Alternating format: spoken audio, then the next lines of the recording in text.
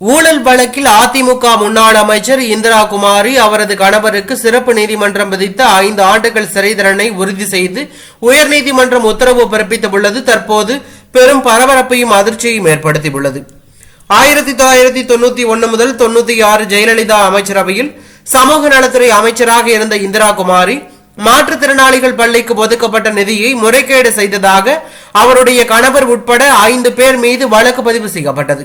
இந்த வழக்கில் இந்திரா குமாரி கணவர் பாபுவுக்கு தலா 5 ஆண்டு தண்டனையை சிறப்பு நீதிமன்றம் கடந்த 2021 ஆண்டு வழங்கியது. இதனை எதிர்த்து அவர் மேல்முறையீடு செய்திருந்த நிலையில் சிறப்பு நீதிமன்றம் வழங்கிய 5 ஆண்டு சிறை தண்டனையை உறுதி செய்து சென்னை உயர்நீதிமன்றம் தற்போது அதிரடியாக தீர்ப்பு அளித்துள்ளது.